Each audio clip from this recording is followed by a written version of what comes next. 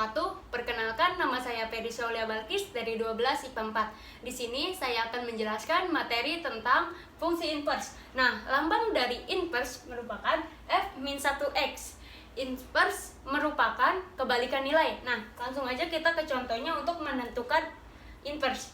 Misalnya F X pakai angka sembarang X plus 7. Nah, karena fx sama aja sama y, jadi kita tulis y, tulis ulang x plus 7.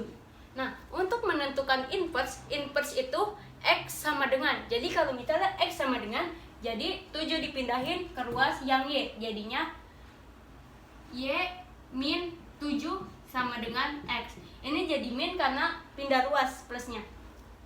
Jadinya tulis aja f inverse x sama dengan, karena inverse merupakan x, jadi y di sini itu dirubah menjadi x, jadinya x min 7. Jadi inverse dari x plus 7 yaitu x min 7. Ada cara cepatnya, yaitu begini. Fx x plus 7. Karena inverse merupakan kebalikan nilai, maka di sini kan plus. Jadi kita langsung balik aja. Jadi kebalikan dari positif yaitu negatif. Jadi x min 7. Nah, sama aja kan hasilnya. Jadi begitu. Untuk menentukan inverse. Jadi inverse merupakan kebalikan nilai. Nah, di sini kita akan mencari mana yang fungsi dan mana yang bukan fungsi. Fungsi merupakan himpunan A memetakan himpunan B. Nah, di sini ada beberapa contoh. Yang kiri merupakan domain dan yang kanan merupakan kodomain. Langsung kita cari aja mana yang fungsi dan mana yang bukan fungsi. Nah, yang A ini bukan fungsi. Kenapa bukan fungsi? Karena di sini lihat kita. Empatnya memilih double, memilih C dan D. Domain tidak boleh memilih double. Berarti ini yang A bukan fungsi. Dan yang B juga bukan fungsi karena di sini ada 2 memilih double dan 3 memilih double. Ingat, domain itu nggak boleh milih double. Dan yang C juga bukan fungsi karena 1 memilih A dan B dan 4 memilih B dan C, itu merupakan double. Jadi yang C juga bukan fungsi. Nah, kita ke yang D.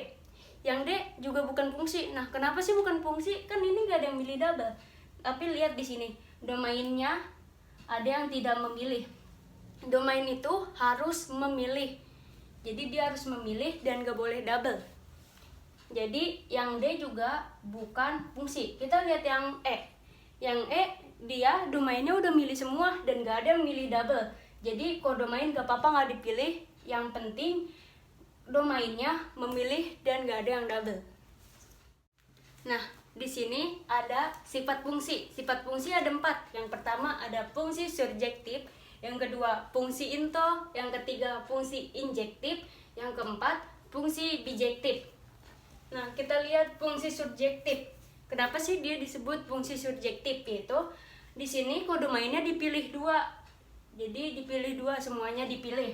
Itu disebut dengan fungsi surjektif. Yang kedua, fungsi into. Fungsi into itu kodomain dipilih 2, tapi ada salah satu kodomain yang gak dipilih oleh domain. Itu disebut dengan fungsi into. Yang ketiga, ada fungsi injektif. Dia hampir sama into, tetapi kodomainnya gak ada yang dipilih 2 oleh domain. Jadi ini sama. Kodomainnya ada yang nggak dipilih, ini disebut dengan fungsi injektif. Dan yang keempat, fungsi bijektif. Fungsi bijektif itu yang berjalan dengan normal, jadi domainnya memilih semua, nggak ada yang memilih 2. Itu disebut dengan fungsi bijektif. Nah, di sini saya punya beberapa contoh inverse yang masih dasar. Yang pertama itu fx sama dengan 4x plus 6.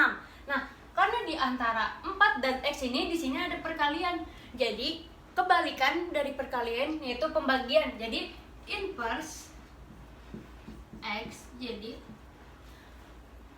kebalikan dari perkalian yaitu pembagian kan. Jadi 4 bakal diturunin menjadi pembagian. Jadi x Di sini plus kan, kebalikan dari plus yaitu minus. Jadi X min 6 per 4. Nah, 4-nya itu dijadi bagi. Nah, jadi inverse dari 4x plus 6 yaitu x min 6 per 4. Nah, contoh yang kedua, fx sama dengan x kuadrat plus 4. Nah, di sini kan kuadrat kan, kebalikan dari kuadrat adalah akar. Jadi inverse dari x kuadrat plus 4. Jadi kita tulis akar karena kebalikan dari a pangkat yaitu akar.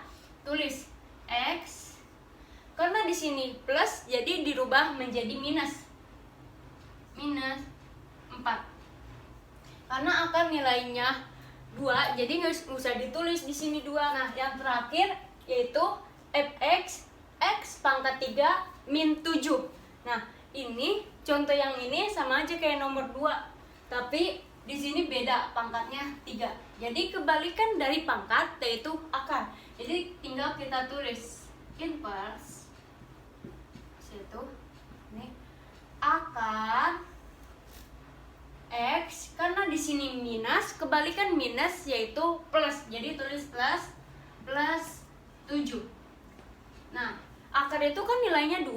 Nah, di sini sedangkan di sini 3. Jadi tinggal kita tulis 3.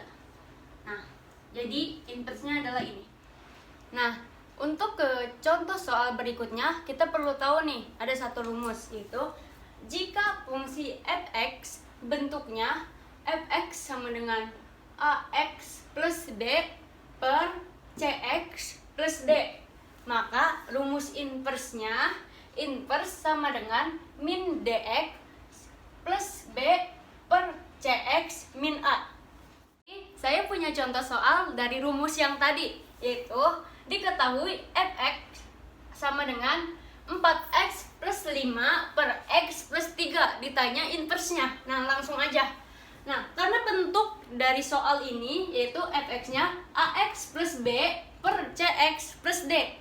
Jadi pakainya rumus yang ini. Inverse sama dengan min dx plus b per cx min a. Jadi langsung kita tulis saja di sini fx-nya 4x per 5 per x plus 3. Nah, inverse-nya pakai rumus yang ini. Nah, di sini kan d itu adalah 3. Karena di sini a berubah jadi min dx. Jadi tinggal tulis d-nya jadi min 3x. Karena b di sini nggak berubah sama rumusnya, jadi tetap kita tulis b. Kita tulis b. Jadi b di sini itu 5, jadi plus 5 per cx di sini kan nggak berubah, jadi tetap tulis x. Nah, karena c-nya itu adalah x. Nah, yang d di sini berubah jadi min a. Jadi a di sini adalah 4, jadi tulis min 4.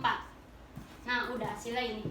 Jadi inverse dari 4x plus 5 per x plus 3, inverse-nya jadi min 3x plus 5 per x min 4. Jadi jawabannya adalah yang B. Segitu saja materi yang dapat saya sampaikan. Mohon maaf jika ada penjelasan dan kata-kata yang kurang tepat. Saya akhiri, wabillahi taufiq walhidayah. Wassalamualaikum warahmatullahi wabarakatuh. I'll say goodbye.